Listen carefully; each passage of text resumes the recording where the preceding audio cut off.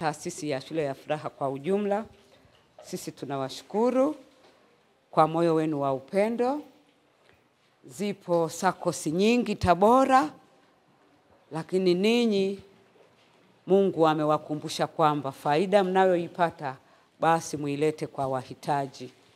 Sisi tunaiombea sakosi yenu, Mungu akaiinue zaidi, kwa sababu mmeamua kutoa kidogo kwa ajili ya wahitaji. Chama chenu kikaimarike wala kisiweze kupungukiwa. Lakini pia mkafanye kazi kama ofisi kwa umoja na upendo kwa ajili ya manufaa ya jamii nzima. Asante sana. Majina yangu naitwa Neema Mandela. Nasoma darasa la 6. Tunawashukuru wageni wetu kwa ajili ya kuweza kututembelea na kuweza kutoa muda wenu kuja kutuona. Muda mlioutoa, Mungu wa mbinguni azidi kuwabariki, na msijione kupungukiwa bali mjione kuongezekewa katika vipato vyenu mnavyovipata, na Mungu azidi kuwainua katika maisha yenu, asimame katikati ya changamoto zenu, awasaidie. Kwa niaba ya wanachama wote wa tawi letu la Tabora, tunawashukuru sana kwa kutupokea.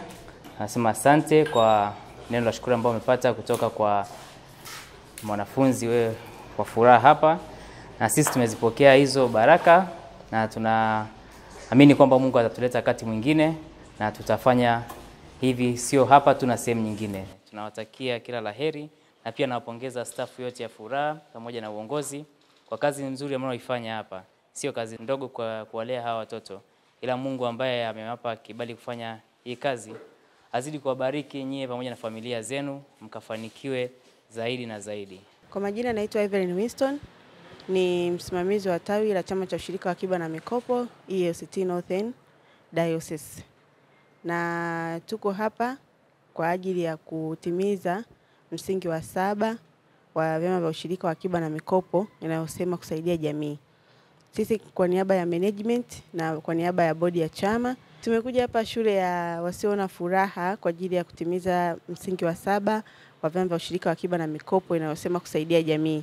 Hapa kuna watoto wasioona lakini wenye mahitaji maalum, wengine ni hawasikii, wengine ni walemavu wa ngozi, lakini tumewiwa kutoa msaada wa kidogo tulichonacho kwa ajili ya kuwasaidia katika masomo yao, lakini pia katika maisha yao ya kila siku ya hapa shuleni. Wito wangu kwa jamii, kwa maana ya mtu binafsi lakini pia na taasisi, ninawasihi sana kusaidia jamii kwa ujumla, kwa maana ya uhitaji wowote ule. Inaweza kuwa ni masuala ya kifedha, inaweza kuwa ni masuala ya mavazi, malazi, lakini makazi kwa jamii inayotuzunguka, kwani wao pia ni sehemu ya jamii na pia ni sehemu ya msaada wa sisi katika majukumu yetu ya kila siku.